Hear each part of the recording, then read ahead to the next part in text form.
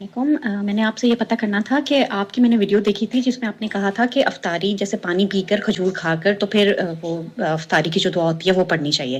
लेकिन ये वीडियो मैंने देखी है तो उसमें उन्होंने ये कहा है कि आपने पहले दुआ पढ़नी है और फिर अफ्तारी करनी है। तो प्लीज़ मुझे ये बता दें कि ये कौन सा तरीका सही है? कौन सा तरीका सही है? नहमदुहु व नसल्ली अला रसूलिहिल करीम, अम्मा बाद।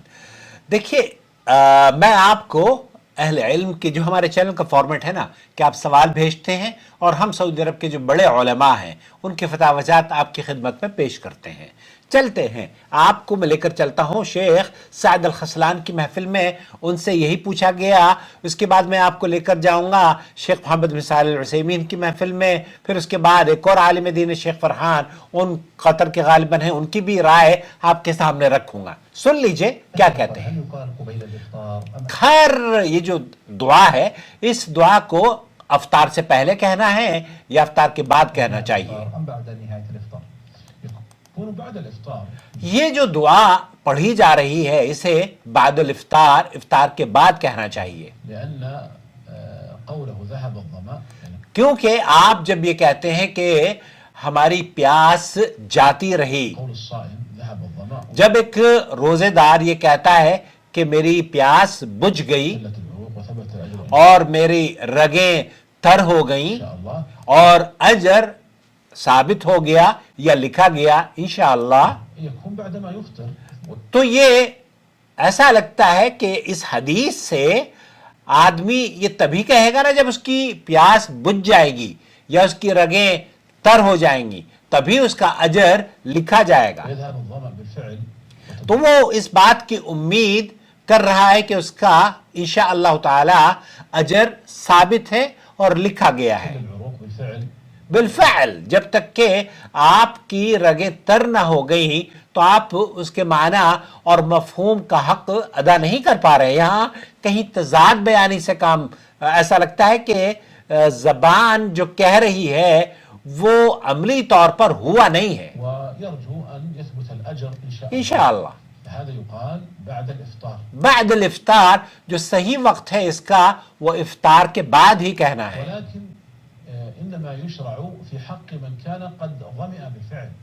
यहां उस आदमी को असल में जो यहां नुक्ता बयान किया जा रहा है, इस नुक्ते को मजीद फोर्सफुली या बहुत ज्यादा डिटेल में शेख मोहम्मद सालिह अल उसैमीन रहमतुल्लाह अलैह ने अपनी गुफ्तगू में, अपने फतवे में नकल किया है। ये सुन लीजिए।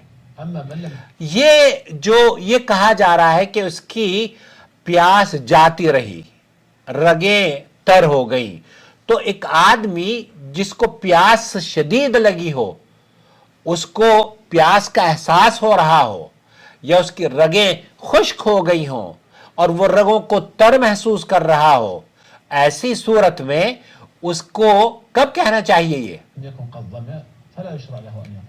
अगर एक आदमी प्यासा ही नहीं था और उसको इतनी प्यास नहीं लगेगी। बहुत सारे लोग हैं, वैसे एक बार मैं बताऊं आपको, एक आदमी जो ऑफिस में काम करता है, एक आदमी जो एयर कंडीशन में बैठा है, जैसे हम कोई बाहर का काम नहीं करते, और एक आदमी जो रिक्शा चला रहा है, जो मजदूर है, जो बोझ उठा रहा है, या वो खवातीन जो कि किचन में काम कर रही हैं, मेहनत और मशक्कत कर रही हैं, उसके रोजे में और हमारे रोजे में फर्क है।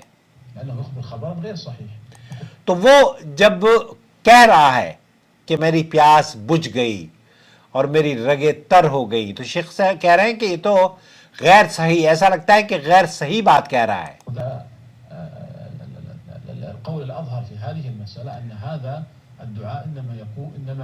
जो बात जाहिरी इस हदीस के माना और मफहूम से नजर आती है वो ये कि एक आदमी तभी कहे जबकि उसकी रगें तर हो जाएं। अच्छा, इसको मैं आपको लेकर चलता हूं, ये क्या कहते हैं? मता यक़ूल इंसान, बाद में याकुल, जब वो खा ले उसके बाद कहे। आप बहुत सारे लोग हैं वो कहते हैं कि खजूर लेकर ऐसे खाने का शुरू करते हैं। मेरे पास खजूर नहीं है, लेकिन उन्होंने खजूर उठाई तो कहते हैं खजूर उठाकर अब वो कह रहे हैं कि ज़हब अस्समा वब्तल्लतिल उरूक़, اب آپ کی تو پیاس بجھی نہیں ہے، آپ نے تمر یا کھجور اٹھائی ہے، آپ نے پانی پیا بھی نہیں ہے، آپ نے روح افزا یا جو بھی مشروب آپ کے گھر میں بنتا ہے یا ومٹو، ہمارے گھر میں ومٹو اور روح افزا بنتا ہے. بہرحال يقول ذهب الظما. لا، وين ما ذهب الظما؟ ما ذهب الظما، جب تک کہ آپ کی رگیں تر نہیں ہوئی تو گویا آپ کی پیاس کیسے بجھ گئی؟ ما ذهب الظما ما ذهب. ولا شبع الانسان. ولا شبع الانسان، نہ اس نے کچھ کھایا نہ اس نے کچھ پیا. تو یہ شیخ سعد الخسلان کہہ رہے ہیں کہ یہ کوئی ایسا لگتا ہے کہ غلط ترجمانی کر رہا ہے. اچھا، اور شیخ محمد بن صالح العثیمین اس سلسلے میں جو ان کا موقف ہے وہ کیا ہے، وہ بھی میں آپ کی خدمت میں پیش کرتا ہوں. أما ذهب الظماء وابتلت العروق وثبت الأجر إن شاء الله، فهذا إنما يقال في صيام الأيام الشديدة الحر. فی ایام شدیدۃ الحر، یہ کہتے ہیں شیخ محمد بن صالح العثیمین رحمۃ اللہ علیہ کہ اس دعا کو خاص طور پر تب کہنا چاہیے جب کہ گرمیوں کے روزے ہوں، جب کہ آپ کو پیاس بجھانی ہو، جب کہ آپ کی پیاس یا رگیں خشک ہو گئی ہوں، التي يكون فيها عطش. فیہا پیاس ہو. آج کے دور میں جو اسی میں لوگ کام کر رہے ہیں کیا وہ واقعی اس قدر پیاسے ہوتے ہیں؟ مجھے یاد ہے کہ جس زمانے میں پہلے مطلب انڈیا میں ہم لوگ کھیلتے تھے اور عصر سے پہلے عصر کے بعد اور مغرب سے پہلے ہم لوگ کھیلا کرتے تھے، تو بالکل ایسا حلق ہو جاتا تھا جیسے کانٹے چبھ رہے ہوں.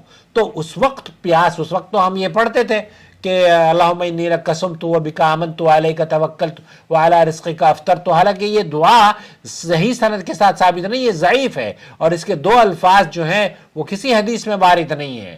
لیکن اگر آپ صحیح حدیث پڑھتے ہیں تو ذهب الظما وابتلت العروق وثبت الاجر انشاءاللہ یہ ہیں. اور وہ اس وقت ہمیں کہنے چاہیے تھے جب کہ ہم ہندوستان میں دلی میں 1970s یا 80s میں پڑھا کرتے تھے اور کھیلتے تھے خوب، تو رگیں خشک ہو جاتی تھی، پیاس لگتی تھی. ويكون فيها لبس عروق. أما في أوقاتنا الآن اب یہ وہ کہتے ہیں کہ شیخ محمد صالح العثیمین کہ آج کل ہمارے دور میں کہاں رگیں ایسی خشک ہو رہی ہیں، ہم تو اے سی میں بیٹھے ہوئے انجوائے کر رہے ہیں، پنکھے چل رہے ہیں، ٹھنڈا موسم ہے. هناك ظمأ ولا لبس عروق. یہاں نہ تو پیاس کا احساس ہوتا ہے نہ ہی رگوں کی خشکی کا احساس ہوتا ہے، بلکہ ہمارے تو نارمل روزے ہوتے ہیں. بالکل قال الإنسان في مثل صيامنا هذا، في مثل أيامنا هذه، لو قد ذهب الظمأ. ہاں، اگر ایک آدمی پیاسا نہیں ہے اور وہ یہ کہتا ہے کہ میری تو پیاس بجھ گئی، في صومه لكان شاربا. تو وہ لگتا ہے کہ اس نے غیر جانبداری یا صحیح بات نہیں کہی ہے، کیونکہ اس کو پیاس اتنی لگی ہی نہیں تھی جس کا اس نے اظہار کیا ہے. تو میرے عزیز، میرے دوست، شیخ محترم نے جو بیان دیا ہے کہ عربی زبان میں اس طرح کے یہ عند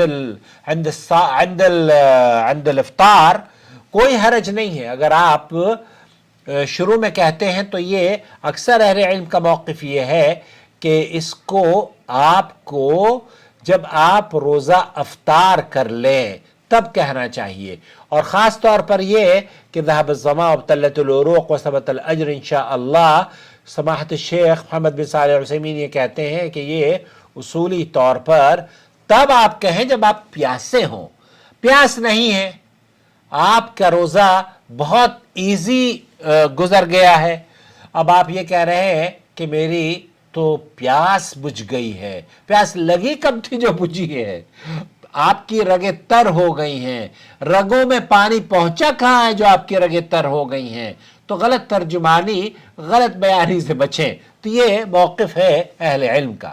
اللہ تعالی ہمیں قرآن سنت پر عمل کرنے والا بنائے. اور اس ویڈیو کو دیکھ کر پلیز دوسروں کے ساتھ شیئر کریں اور اپنے کمنٹس میں ہمیں ضرور بتائیں اپنی آراء کو کہ آپ کو کون سا موقف زیادہ مناسب لگتا ہے.